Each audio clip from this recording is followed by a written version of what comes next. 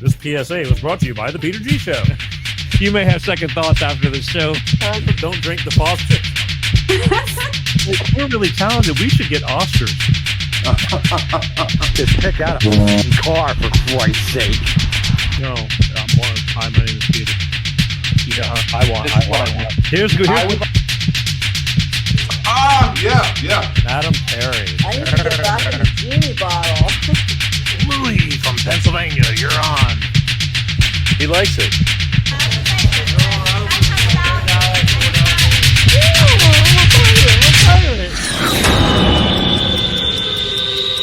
It's showtime.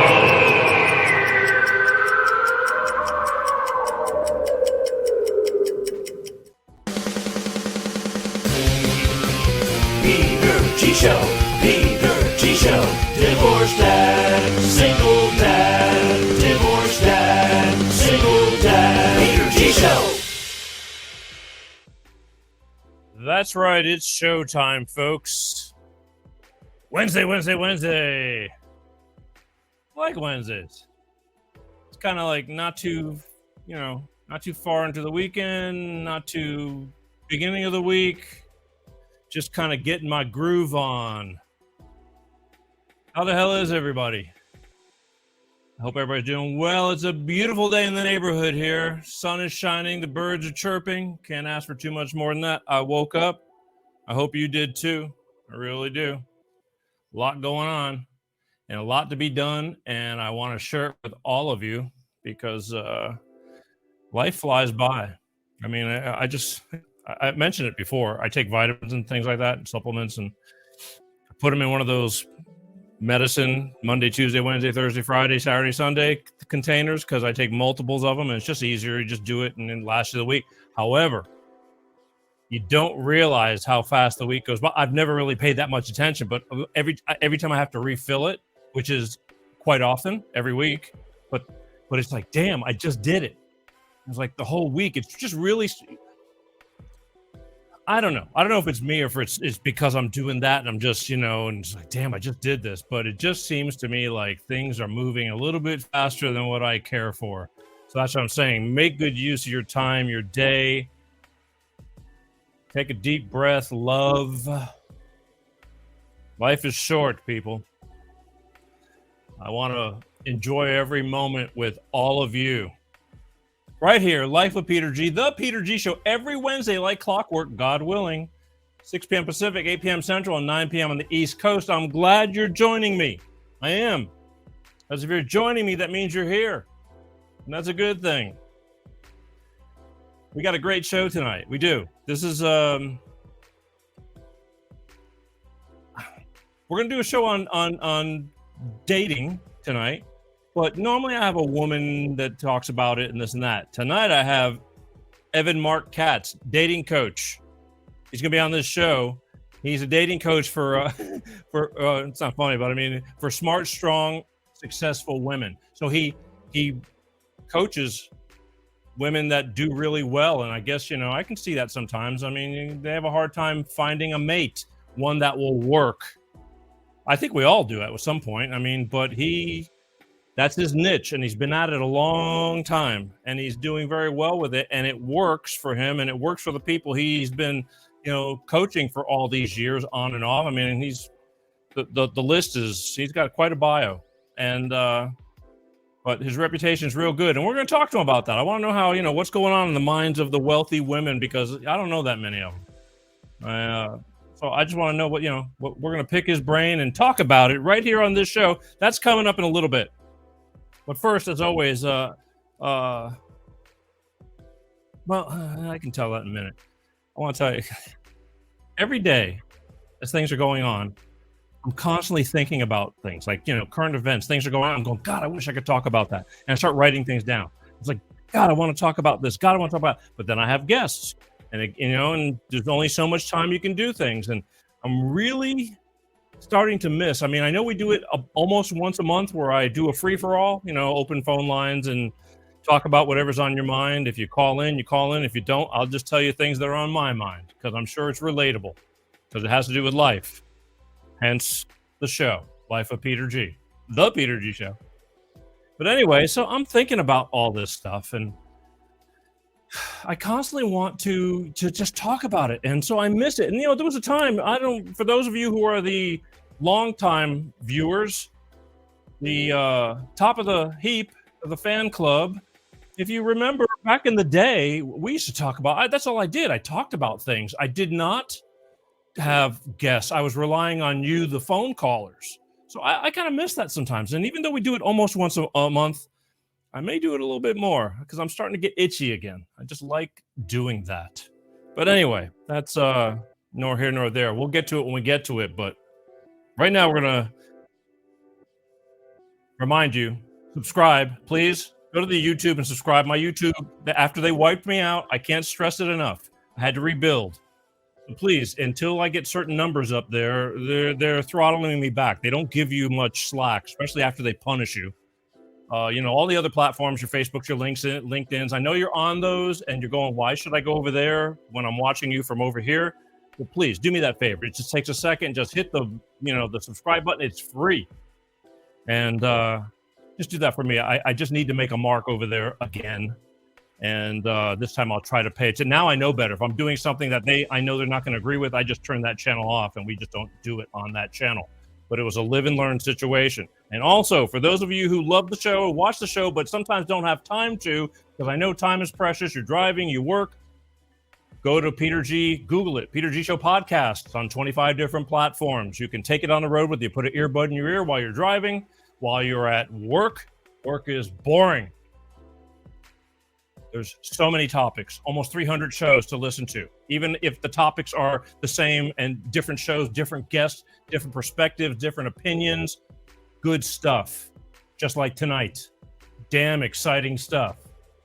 But just go do that. I mean, take it on the road with you. It's the next best thing to being here. And I love you for it. I do. All right. As I said, coming up in about 2 minutes, I'm going to have evanmarckatz on this show, and I got questions for him right here. But first thing we need to do is that we need to hear from our good friends over at Clean Star Products and their DX1 driver fuel additive. So I'll be back in a minute. Hello, I'm Tyrone Thompson of CleanStarProducts.com. This is DX1 Driver in the news, and here's what our friends have to say. So I'm here to recap on the DX1 I've used. I put it in oil and I put it in the gas. While I'm using it just for about 3 tanks. Cleaned everything out. I got every ounce of power back in my truck. When Jared's truck was new, it had a lot of power. Then over time, it began to slow down. He got it all back with our DX1 driver program. Something you got to see for yourself. It's a great product. It's affordable. And it blows all the other additives and esters out of the water. DX1 Driver is the finest oil in the world from a California environmental company. It goes into the fuel system and the oil. It's the only green grade product qualified for the carbon credits program, giving you better fuel mileage, lower emissions, and increased horsepower. So join the fuel savings revolution today. Go to CleanStarProducts.com/shop.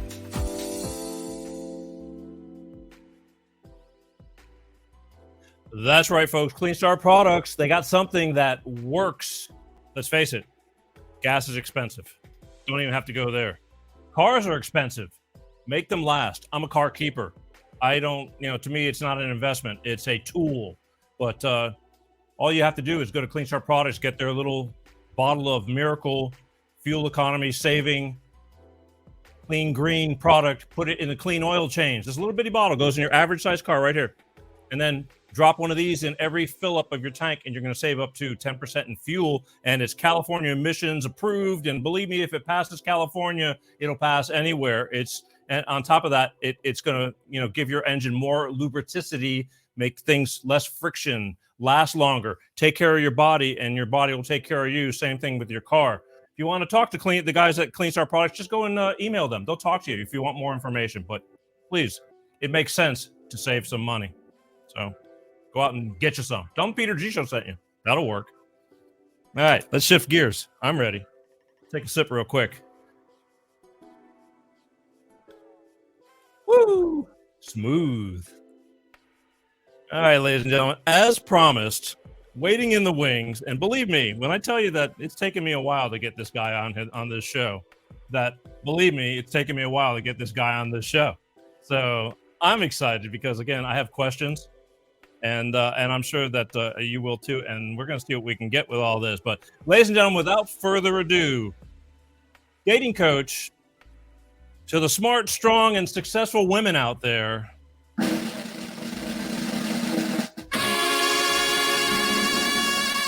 Marc Katz, how are you, buddy?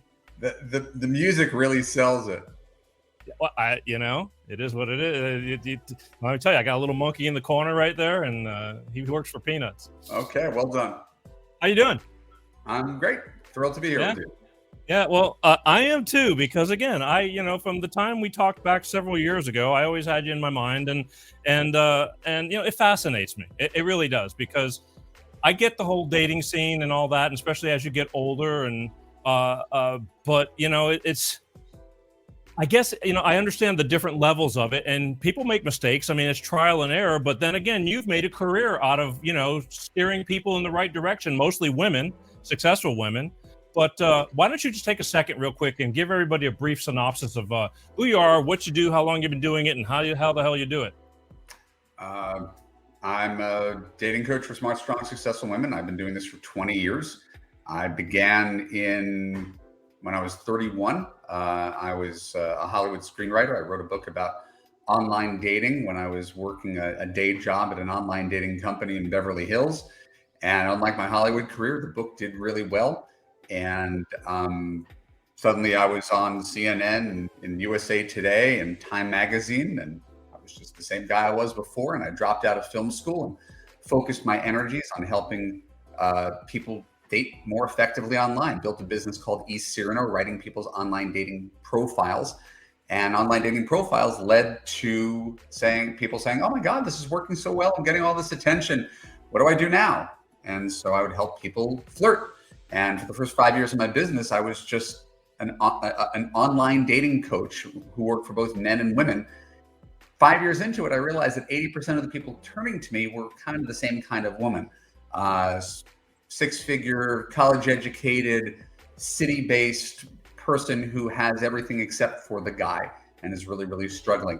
And so that's where my focus lies. And for the past 15 years, I've specialized in creating an all-encompassing curriculum called Loveu that helps women get unstuck from the belief that there's no good men and that dating's impossible at this age and online dating is the worst, and take you at this place where you're really vulnerable and struggling and get you into a relationship with a high value man who's worthy of you and treats you well. So it's my life's work. It started off as a bit of a happy accident, and 20 years later it's my passion. Yeah. So you've been at it. That's what I was getting the point. You've been at it a long time, and you're busy. You're not like, just making believe you're busy. You're busy. Yeah, this isn't like a side hustle. This is my career. I'm the breadwinner of the family. My wife doesn't work. I've got a podcast and a YouTube channel and ebooks and audiobooks and group coaching and private coaching. And yeah, I mean, this is everything to me. Yeah, you got a great website, and we're going to talk about that as we get down into the thing. But I mean, I guess what I'm saying is I've just seen through the years, like when things are getting tough, all of a sudden somebody will say, oh man, maybe I'll be a life coach or something like that. And, and I guess you can get your degree or this and that, but it doesn't always work out because it's a tough gig, to be successful at it. I think there's probably more people who want to be coaches than there are people who need coaches. I mean, I think and I could understand. I mean, listen, I made up this job. I can't be on my high horse. I didn't, graduate, Harvard and spend, 30 years as a clinical psychologist.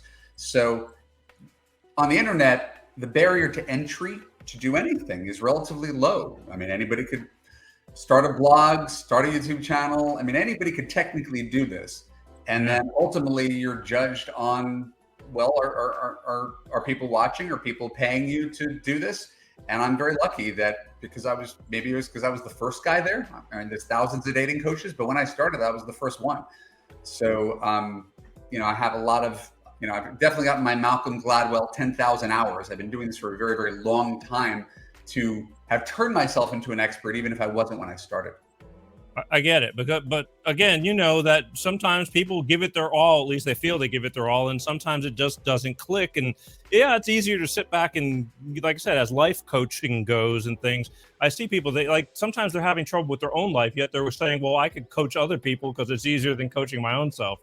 But you've done really, really well, and I mean, you're out there, you're all over the place, you're constantly. I don't know who, all the media you put out. It's a lot, and believe me, I understand. Thank you. But and you, like I said, you're married. You've been married a long time, right? Yeah, this year will be my 15th anniversary. Okay, and you got a couple of kids, and life is,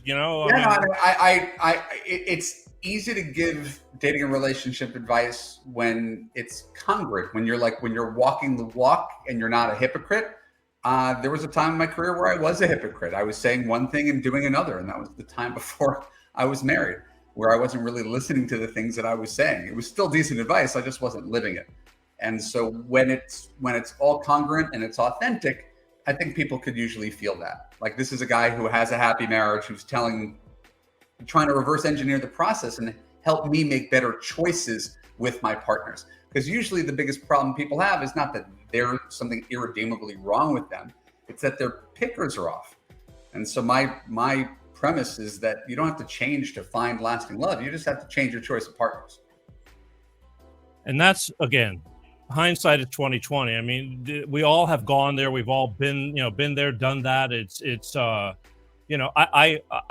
I'm living proof. I mean, I think the fact that you're married and stay married, anybody who is married, stays married, and is actually happy, gold star. I mean, because in this day and age, it's tough. The world is different, and money affects people, and the have and don't have, and I don't think anybody got married thinking that I can't wait to get married so I can get a divorce. You know what I mean? Nobody thinks like that. No, I think marriage isn't a dying institution. There's a reason people keep coming back to it. People want love. People need support. There's infinite number of longitudinal studies that say the happiest people in the world are happily married. It's not to say that you can't be happy as a single person, especially if you're in a miserable relationship. Getting rid of the miserable relationship will make you happier. But take someone who's happy being single and add a loving partner into it. I don't know anybody who doesn't take advantage of that. So usually the reason people don't strive for love is because they've been burned so many times before, and so they're playing it safe. It's a sort of safe solitude, right? And when the pandemic came along, it was actually ironically very good for business. A lot of people looked at their life and said, I don't know I want to be alone for the rest of my life. I mean, I could keep really busy. I could throw myself into my work and my hobbies, but it sucks coming home and not having anybody to talk to. It sucks having no one to put on my medical insurance forms. It sucks not having anybody to share the joys and to pick me up after a bad day. And so I'm genuinely like evangelical about the potential for a happy marriage. I get it, but again, picking. Let's go this way. If hypothetically, I have a ton of money, because that is definitely hypothetical. Okay, and to me as a man, if I had a bunch of money, I wouldn't care what the person I was dating or happy with was doing, so long as we were happy. But I just don't see that, like, from a woman's standpoint. The few women I know that do very well, it's like, I've got mine, where's yours? And I get that too. At a certain age, you need to be established, kind of, sort of. But then again, what was her name? That the movie star back in the day that she dated. She married the contractor that was working on her house. What was it? Black Diamond. She had a cologne. Michael Jackson's old. You know who I'm talking about. I know you do. I'm pretty pop culture literate. I'd jump in if I could. She was an old movie star. She passed away many years ago, but she ended up going through. She had many marriages with movie stars. But Liz Taylor. Liz Taylor. Okay, there you go. So she finally, after all the movie star relationships, she marries a contractor. And I mean, and they were together for quite a long time, but that ended up. His name was Larry Fortensky, and I don't think that's the Liz Taylor is not the person you want to talk to about marriage. Well, I get it. Okay, but I'm just saying. I guess I'm talking about the trying to find an equal. Is it equal in your heart? I mean, there's so many different variables that makes happy. And some people are willing to like say, I don't care about the money. It's more important to me that we're happy. I got plenty of money. I mean, do you find the odd relationships, or are they matched like, okay, you bring this to the table, I bring this to the table, and then we'll find out if we're happy? How does that work? There's a lot going on, and we could spend an hour talking about this. It's called assortative mating. And people tend to go to what they perceive their level to be. Now, that's complicated in a couple ways. So, number one, it makes sense. If I'm college educated, I'm looking for someone college educated. If I make six figures, I'm looking for someone to make six figures. There's a certain rationale to that, right? That's because it's what people are familiar with, right? We are attracted to what we're familiar with. Even the things that are toxic, we're attracted to what we're familiar with. So, assortative mating makes a certain amount of sense, but it's hedged by the fact that the world is a rapidly changing place. There was a time, perhaps our parents' generation, where women didn't have educations. My mom got married at 21, married my dad, left her dad's house, moved into my dad's house, right? So second wave feminism in the 70s allowed women to say, hey, I don't want to be dependent upon a man, right? And be stuck in a bad marriage where I feel trapped because I can't make a living on my own. So the world's come a really, really long way in a positive fashion since then. So now we've decoupled a woman's need for security, right, from marriage. She can get her own education, get her own job, doesn't need a man, which is a good thing. Now we have another issue. The old mores haven't completely died out. And as you were saying, sort of prior to this question, if a man makes $150,000 and a woman makes $50,000, he's not going to spend a second thinking about that. Hey, together they'll merge. She'll contribute less to the household, but they're going to be fine. Role reversal: woman makes 150, man makes 50. She's still holding on to the idea that he should make more instead of seeing it as additive.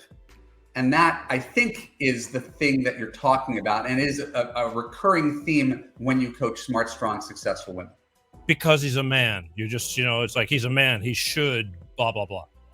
Right.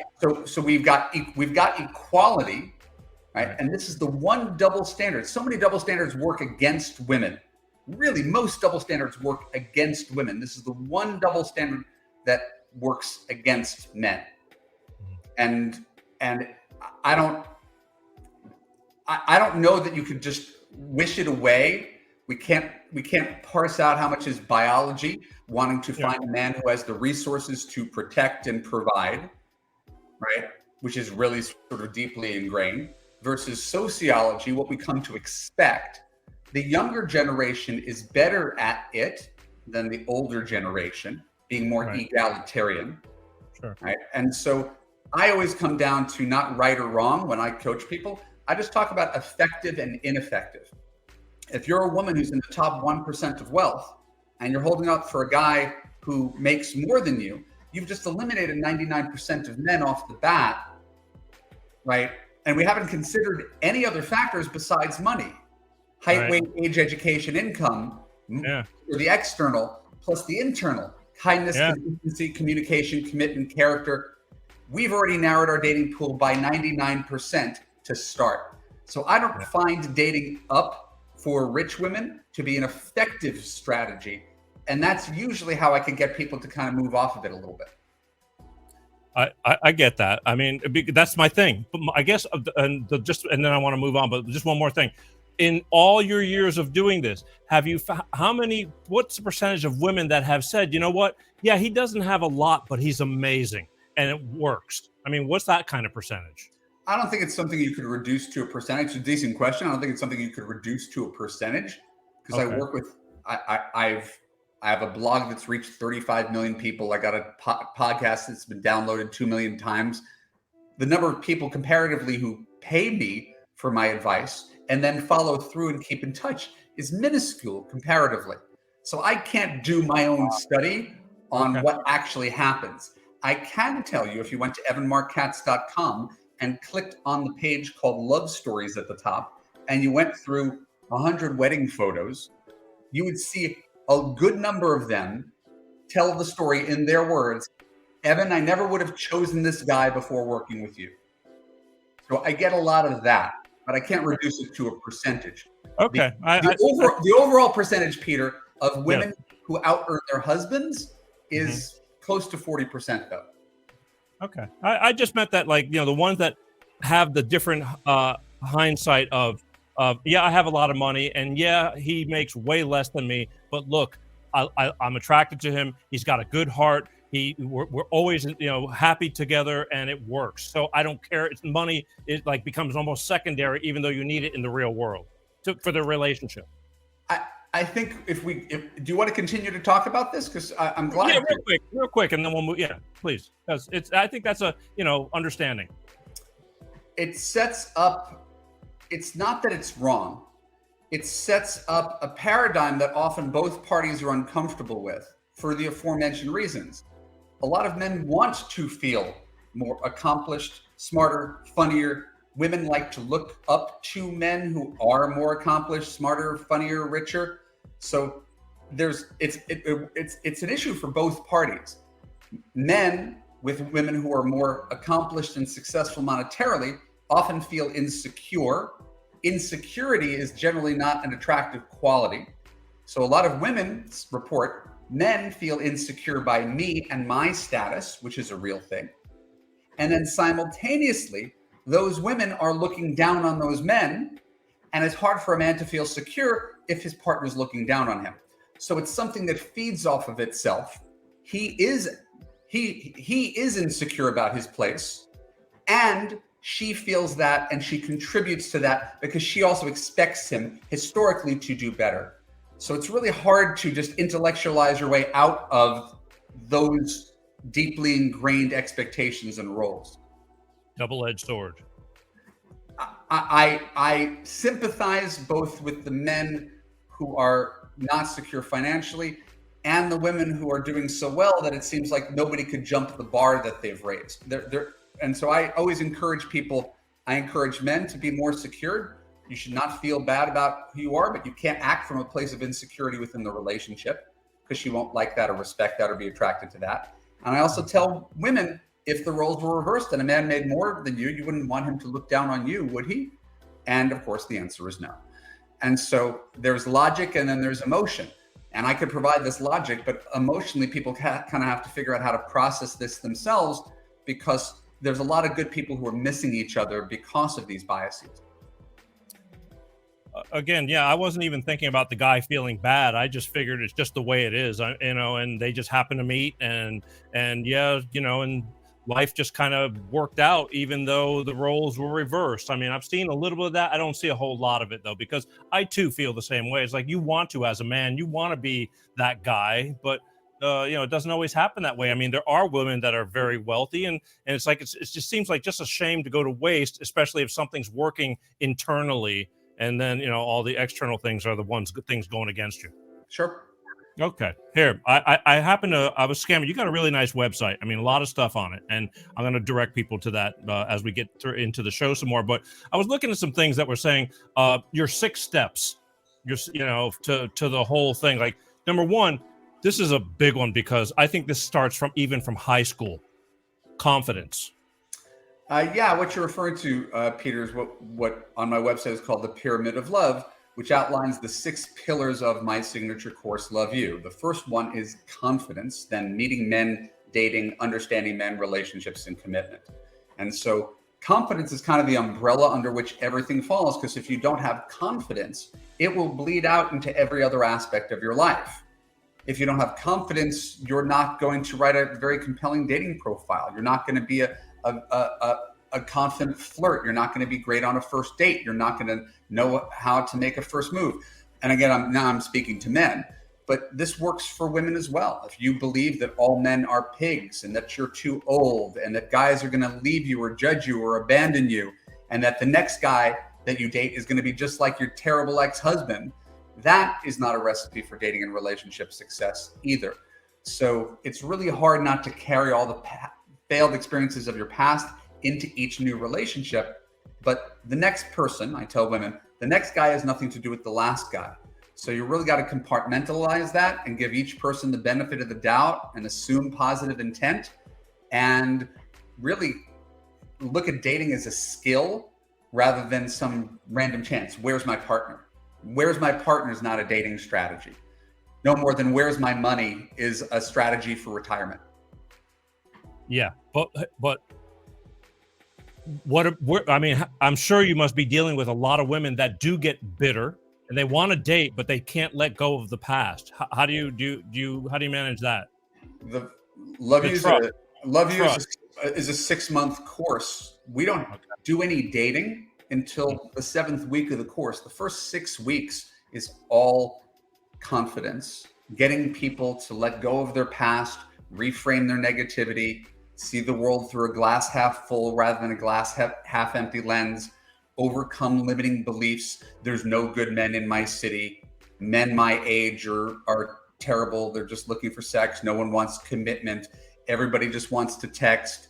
All the things where there is a lot of reinforcement of those things. It's not like they're making those things up. We need to validate that. I would say, and again, I know I'm on a show with a man, I would say 90% of men are not capable of being good husbands, right? And that is my experience as a coach for women for 20 years. So I don't think there's a lot of bad people, evildoers. I think a lot of people just don't have their shit together. And so my job is to help my clients raise the bar for what they come to expect from men and learn to say no to guys who can't make them happy in the long run. Lots of people could perform for a month or 2 or 3. Everybody could be charming in short doses. But is this the person who you could build the foundation of your life with? That, by the way, is another valid reason that women might want men with careers, is can I build something with him, or do I have to be the person to carry this myself, which is an additional burden? To me, I mean, as growing up and going into this, the only way I have found is by trying. You can't know. And like, if I never dated this person, I would not know whether I was going to stay with them or not. I mean, you find out things. The longer you hang out with somebody, you start finding out things, and yeah, but you could also figure, listen, we all use heuristics, right?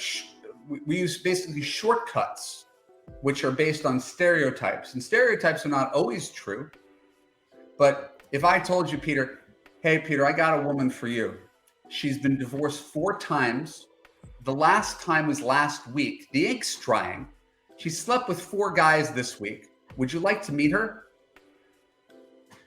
Answer's probably, if you're looking for a relationship, no. Right? Because she's not the picture of stability, right? So we can say, there are things we could generally tell about people to avoid pitfalls. So I tell women, no long distance relationships, no separated men, no men who are recently divorced, no men who don't know what they're looking for, right? If you want kids, no men who are unsure if they want kids.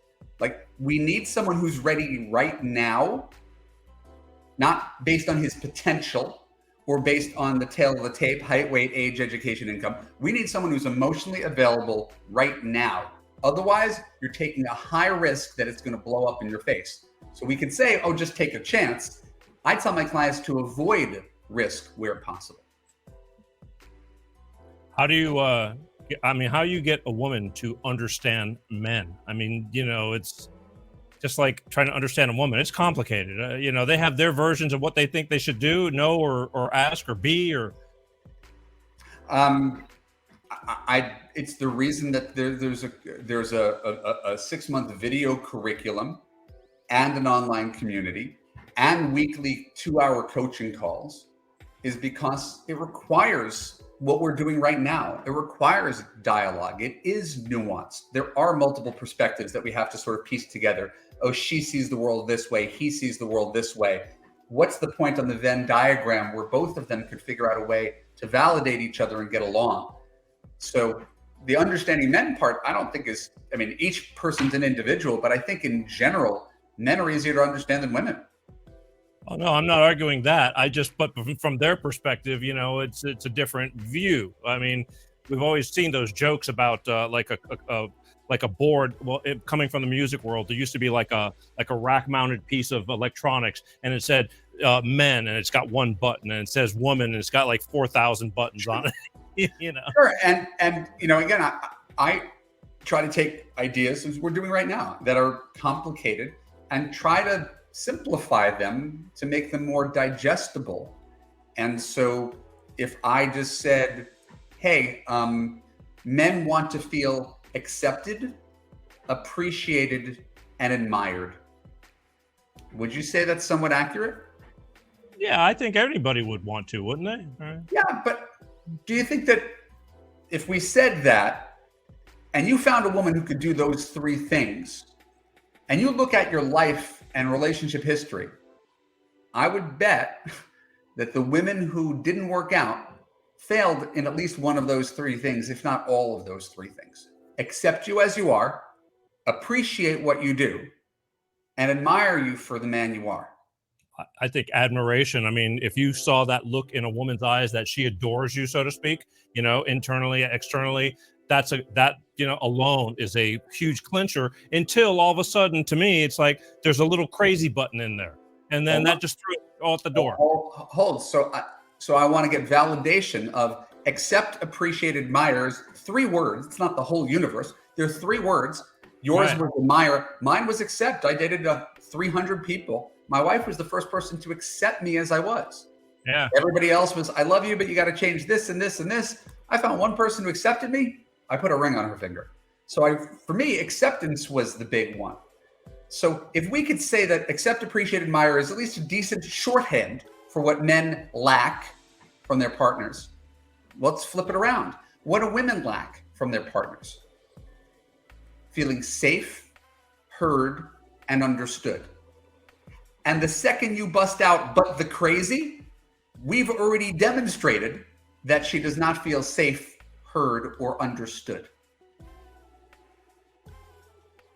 All I'm saying is that based on what little time I've had on this planet, I mean, everything's going great, and then all of a sudden, it feels good, and you start spending more time, and then all of a sudden, like, wow, where the hell did that come from? And then, okay, you let it go, because I understand there's a lot of give and take. We have to, if you don't give and take on certain things and go, okay, it is what it is, and move on. But then all of a sudden, something erupts again out of nowhere, and you're going, okay, somebody's got some stuff that's been buried down that, or issues that need to be dealt with. As a coach for women, I'm not blindly defending women. What I'm saying essentially is that you're representing your views, right? Sure. Here's me, here's men. I listen to women, they complain about men. Life is just a Venn diagram. If everybody just says, women are crazy, men are jerks, we don't get anywhere. Like, it accomplishes nothing to complain about the opposite sex. So, okay, let's validate. Some women are crazy. Okay, that in and of itself isn't going to help you get anywhere in your next relationship. And men are sex crazed narcissists and assholes, not a very effective dating strategy either. So if we could just put all that aside and try to see the good in people and pass on people quicker when things are not working, if something feels off, instead of doubling down on it. If we keep saying no to the wrong relationships, that leaves it open for the right relationship. The problem is we try to make it work with the crazy person. We try to make it work with the toxic narcissist. And we wonder why we just sunk 5 years into someone who doesn't appreciate us. So the quicker we can cycle through those people, identify them in advance, the more pitfalls we avoid, the more we can invest in good people. Now, I'm just playing devil's advocate because I do with every guest on my show, because yes, there's tons of positive, but I just kind of like to balance it out to get the questions that I'm going to get asked down the road, by somebody. I hope I don't seem too frazzled by your questions. I think this is great. No, not at all. This is why you're here. I mean, again, the world is, again, I've said this a million times for the show. Life is not a bowl of cherries. but it isn't bad, and sometimes you just, everybody has gone through bumps in the road and has problems and has been there, done that. And that's the whole thing. Like, I don't know whether it's since the birth of my child or what, but I've softened a lot, like internally, I'm sensitive, and I'm okay to say that, I'm not weak, but I am more understanding and more susceptible to like things that, a lot of things bother me more than what they used to. I'm just seeing what's going on in the world, but that doesn't make me a weak person. But at the same time, I'm also kind of like, because I've been around long enough, I kind of watch it too. Like, you're not going to see me jumping into anything. Like, a lot of people jump out of the frying pan into the fire, and that drives me crazy. And that's what I started out this show. It was a surviving divorce and single parenting. And we still talk about that. But I mean, this is the stuff, because especially when you have kids involved and all that, getting somebody new, you need to take a break and get your own self leveled out. But it's all interrelated. I mean, we're all on this planet together. Agree. Okay. I mean, because, to me, it's, again, who doesn't want somebody to be with? I mean, to be loved and to love. I think that's a given, but I find a lot of people, and we were talking about confidence and things, a lot of women, I can't tell what they're thinking, and I sometimes, like, even myself, like, there's somebody that I would love to go talk to, but I just don't. And then come to find out a year later or 20 years later or something like that, and this is from my past, that they go, I always had a crush on you. And go, I never knew that. You know what I mean? And I never had the guts to go say anything. It's not like I'm a chicken. It just, you know what I mean? You deal with this on a daily basis. It's just, what a waste. But who knows, and I'm not one of those guys. Like, you see some of these people, they'll go and talk to 20 different women. It's a numbers game for them, but I'm not that kind of guy. Right. I validate everything you're saying. And who's going to have more success with women? The ones who go up and approach them. No, that's true. I mean, but that's the thing. But a lot of women, like, you don't know what they're thinking. Like, a lot of them, they're beautiful, and yet in their own heads, they still don't see it, and they're kind of off in the corner, or don't go out on Saturday night, or don't do this, anymore. And so, I just find a lot of that too. Like, no matter what you say to them, like, they're in their heads, they're still too fat, or this, or they don't, That's I think anything you're feeling yourself, you could flip it around and apply to women. I think these are women who have everything going for them in one way, and they're dating relationships. Their choice in men has been such that it's eroded their self-confidence. So you might get her to acknowledge that she's attractive, or might acknowledge that she's got a big heart, or that she's intelligent or successful. There's no correlation between those things and making good dating and relationship choices, right? So this is a universal struggle. Just because you've got one strong muscle doesn't mean that all the other muscles are strong. And dating and relationships is a skill. We just don't think of it. We think it's something that should just come naturally. But nobody thinks they should play piano naturally or be a programmer naturally. So that's the reason that I have a job, is that there's this thing that everybody just thinks they should naturally figure out, and try to break it down into component parts for women who've discovered, after years and years of failure and rejection and disappointment and confusion and frustration, that you shouldn't have to continue to struggle and do the same thing over and over and expect different results. Again, also, now that I am getting older, and I know a lot of older, women, or not older, but women that are my age too as well. A lot of them have just kind of given up. They've just like said, you know what, I'm okay with being alone, or it's like, I'm not as, I don't know. And to me, that's crazy talk. It just, because there's still, really great women who've just had enough, or, too many problems in their lives or whatever. And they just, I guess you start to recede, it's like, from not doing things, you just start forgetting how good it can be. Right. And we talked about it at the top of the call. We call it safe solitude, right? If your whole history is, if I touch this hot stove, I get burned, and you've gotten burned 1,000 times, you're like, why would I ever touch the stove again? Right? It must be me, or it must be the stove. And my contention is, you've been choosing the wrong people. And if you always are attracted to the wrong people, then it seems like, all men are X, because those are the only men you've ever chosen. it's like shopping in the wrong aisle at the supermarket. You're shopping in the junk food aisle, and you don't even know there's a health food aisle right next to it. So you say, I'm just done. I'm not doing this anymore. And that's a rational choice. Because when I talk to people, the thing you outlined, they're coming in with their whole life history, and they're saying, so I'm going to believe some guy from the internet.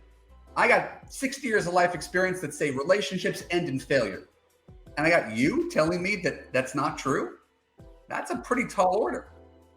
Except I got a really good track record, and I have the receipts to prove it. So to me, this is just another thing. It's changing careers. It's health and weight loss. It is a challenge, but there's absolutely a path. No one doubts whether diets actually work. It's not whether diets work. It's whether you have the discipline to stick to it. You got to want whether eating healthy is a good thing or not. So I try to give people a regimen that they could follow that produces results. Yeah, you have to want to. You have to want to do anything in life. I had to want to be here. You had to want to be here. It's that, and no matter, and you're busy. I know that you just got through with what you were doing. You jumped onto this show, and then you're going to go back to doing what you got to go do. Yeah, I got 30 women on a loveu coaching call every Tuesday night. That's what comes on after this. So Gotcha. Yeah. Let's talk about modern day dating with dating apps and everything like that. I'm sure that they've all told you, about their experiences, or they've tried that before coming to you. How's that all going nowadays? Because I definitely disconnected myself from all that. I think it's the way of the world. I don't think it's a good thing, but it doesn't matter whether it's a good thing. It's whether it's ubiquitous. If I've told any client who's ever come to me who doesn't like online dating, right? I hate online dating. I don't want to do online dating. I said, hey, listen, you're in a dating coaching program. If you can get yourself one date a week without online dating, you never have to date online. If you can meet enough people in real life, you never have to date online. No one has ever taken me up on that, Peter. What do you mean? No one I've ever worked with could procure a date a week without online dating. Well, how are you telling them? Just go about their day and find somebody to date? I don't. This is my point. I don't. Yeah. That's not what dating coaching is. I know. Why would you want to date somebody every week? A different person every week. It's like, that's like speed dating. No, it's just called date. It's just called dating. Okay. I don't know. If Peter, if you're unemployed, how often do you want to interview for a job? Like once a month? That's different. I get it. It's not different. It's not different. It's systematic. If you're unemployed, I would think finding a job would be a high priority. And if you put in time every day to set up informational interviews, actual interviews, follow-ups, the more legwork you do, the more likely you are to procure employment. People who treat dating in a passive way tend to get passive results. When I was single, I would be online for a half hour a day. I would meet one or two people a week. If I met one or two people a week, which is not crazy breakneck pace, I'm not booking dates back to back to back to back. But if I went to dinner with one person a week, I got 50 chances a year to find love. The person who's like waiting, how many does the waiting person get? 4? Okay, I understand. Now you're putting it into that perspective. Yeah, I get it now, but I don't know, maybe because I'm just. Here's the thing. I've talked to. I had a woman on. She's from Houston. She just released a new book, and it was called "The New Truth on Dating" because she's gone through it, and she's written a couple of books on narcissism and things like that. But she wrote a new book because of the way things are with online. Things have changed since 20, 30 years ago. Indeed. And so she said she met somebody and it was the guy who had a picture from 20 years ago, and she goes to meet him up at a restaurant or whatever. The guy looked nothing like what he looked like, which we hear all these stories all the time. And she bowed out after, she was nice. She stayed for a little bit, but then she says, look, I got to go. And that guy got really pissed off and was like, haunting her for a little while. Okay. Which is crazy. But so the app dating, a lot of people go through that. Like people put pictures from, and it can turn you off. Peter, I wrote a book called I Can't Believe I'm Buying This Book.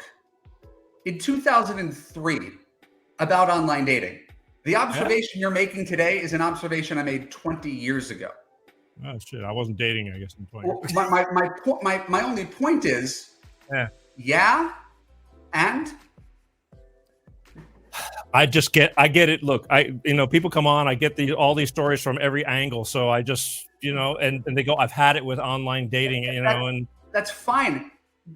Again, I'm not here to argue with you. You're my friend. You're my host. Yeah. All I'm pointing to is this: what gets results, right? What is actually going to get you from point A to point Z? Anybody who wants to fall in love but doesn't date is not going to get to point Z. Oh, no, yeah, I get it. And again, see, most of my life growing up, I was in bands and things like that. So life was different. I was always out there. Right. But for most normal people that go to work and they come home and if you don't get out there, so it's a little bit different from my perspective. But again, I'm going from these people that come onto my shows because I do relationship stuff, periodically. That's why I was glad to get you on here from a man's perspective that takes care of women. Listen, every negative online dating story you could tell, I can tell you 20. That's why I'm here. Right? So it's not like anything you're saying to me is like, oh my God, it's sure. unfathomable to me. You must be joking. I completely understand what you're saying. Yeah. And I'm saying yes, and it becomes like anything else in the world. Someone wants to start a restaurant. Well, did you know 90% of restaurants fail? Well, yeah, in a year. But someone starts a restaurant. So someone who says, did you know that 90% of guys who write to me online are losers? Okay, then pay attention to the 10%. Now I feel like doggy downer guy. No, I get it. It's like you're right. Yeah. And if we say I give up, it leaves us exactly where we are today. But do you see the thing that I'm going at with this whole thing is that have I not asked you to tell this, to explain this, the and part to my listeners and viewers right now? This is like a gift of right there, because the same thing goes through so many people's heads and they don't think about the and there you are. The glass is always half full and half empty. So it's just a choice. I listen to women complain about men all the time.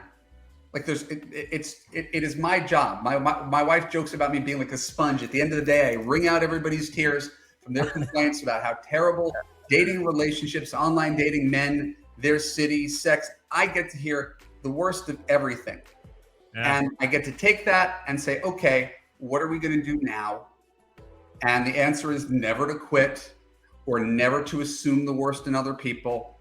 And how do we refine our processes to get only high quality candidates on first dates, invest less time when it's not working, and value people who show up and act with kindness, consistency, communication, commitment, and character. And those people are rare, but they exist. And that's that 10% slice. That's where all the happily married people are. Again, thank you for bringing that out, because this is the whole premise. Like, I'm just the middle guy here. You've been doing this a long time, and that's why I kind of like asking these kind of, they may be negative questions or not, but they're positive in the return that you're giving. And that's questions. Yeah. They're completely normal questions. Again, I'm not surprised that you feel this way or that your listeners, your guests feel this way. This is kind of what it's like someone fighting against political polarization and saying, oh my God, everything's so awful. And there's a lot of evidence that things are really awful, but I still think people are good. And I think if we could find that point in the Venn diagram where we could listen to each other politically, it's sort of the same thing. It's just we focus so much on what's wrong, we don't focus on enough what's right. Oh, that is the truth. Again, my motto is love is the key. I mean, I'm getting soft in my old age, but speaking of, as I told you, time just flies faster than I thought. I want to talk about what you got and how to get a hold of you and things like that, because you do have a very well put together website, because I had to go and and check you out deeper. Actually, again, I've been following you on and off for a long time, but I went into depth. And let's tell everybody, the podcast you do, but that people can find you at www.evanmarckatz.com, correct? Yeah, go to my website. I have 300 podcasts, 1,000 blog posts for reader questions I've answered over the years. Go in there, take the quiz on the homepage. We'll send you free dating and relationship advice. You could subscribe to me on any platform, TikTok, YouTube, Instagram, Facebook, etc. And just as long as I'm in touch with you and I can give you some free advice, if you like the free advice, maybe in and of itself that changes your whole life, because I send out 2 or 3 newsletters a week. I post on social 4 or 5 times a day. So there's no shortage of content. Just know there's a big difference between ideas and execution. So if you really want to get the best results, make sure you go to my website. I want to make sure everybody gets a free gift today. So you can go to www.evanmarckatz.com/dating and give me your name and email address. I will send you the 7 massive mistakes you're making in dating, and as a free gift. And I'll show you that pyramid of love I was talking about, and some free videos. And again, I'm just grateful to be able to share a somewhat optimistic message about love in a very pessimistic world. Wait, what was that? What was that? The free gift slash what? Because I might need that.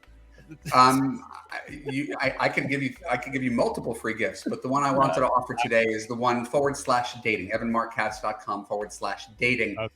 And we'll send you a 25-page PDF with the 7 biggest mistakes that people make to sabotage themselves when it comes to dating.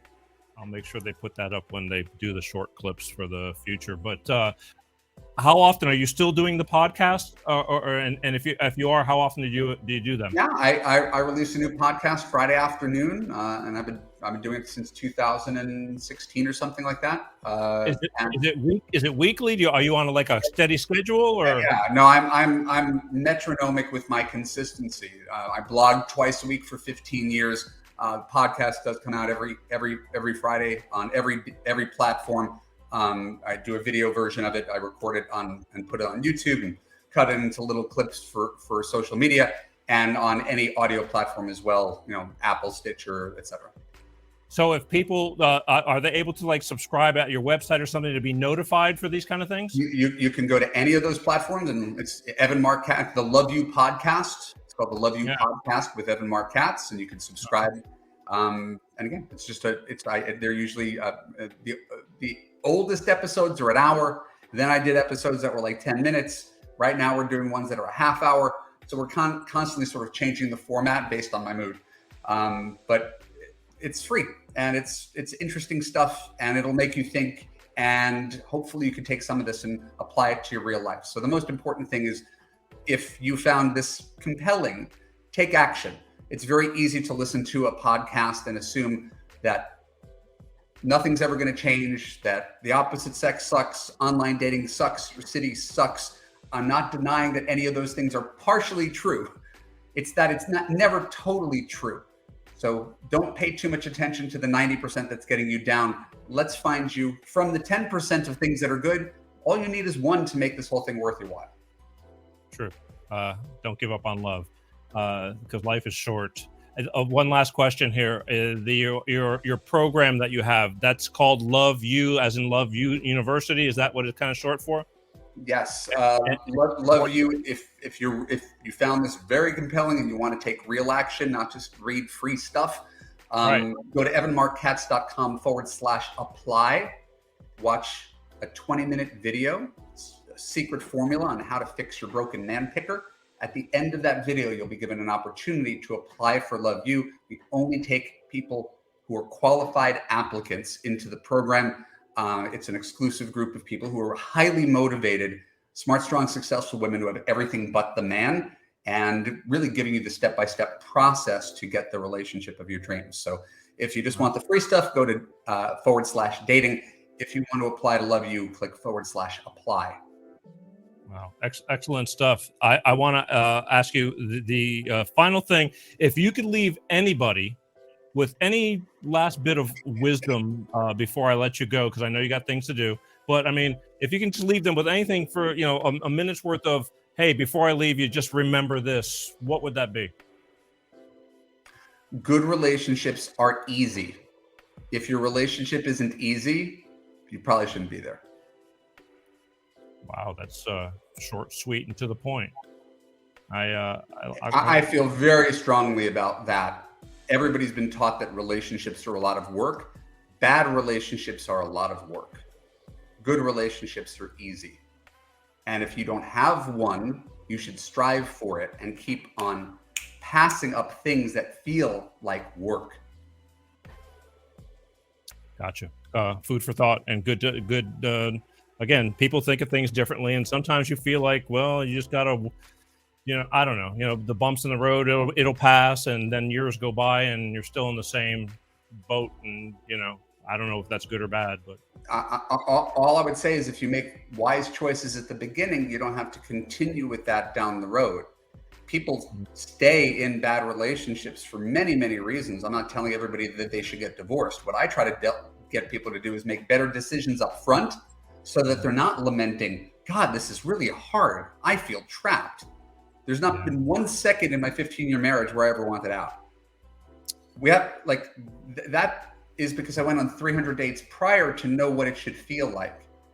So a lot of people associate relationships with struggle, and that doesn't have to be that way. No, but also to me, like dating, is in the beginning, it seems like it's almost as good as the best part of the the whole, that's the biggest highlight, and so everything is great in the beginning, that, so it's hard to differentiate. Like, I don't know, sometimes again, that picking when everything feels great because everybody's on their toes, in the beginning. So what if we could turn that picking thing into a science, so it was felt a little less random than I'm attracted to her, I'm going to sleep with her, and I'm going to keep my fingers crossed, which is most people's strategy. Maybe there's another way to evaluate this that could lead to better long-term outcomes. And that's the thing that I offer people, is better tools of discernment to avoid getting themselves into predictable situations where it's going to blow up. Well, the secret is right there, and you have the answer to the secret. And I urge people, if they want to find out more about Marc Katz and his programs and the podcast and everything on your website, to go to www.evanmarckatz.com and find this man and learn something. Because again, I can't say enough. Life is getting short. It's just going. Peter, I appreciate your generosity today. I thank you for sharing me with your audience and giving me an hour of your time. I hope I acquitted myself well, and I hope I made a small difference in the lives of whoever was listening today.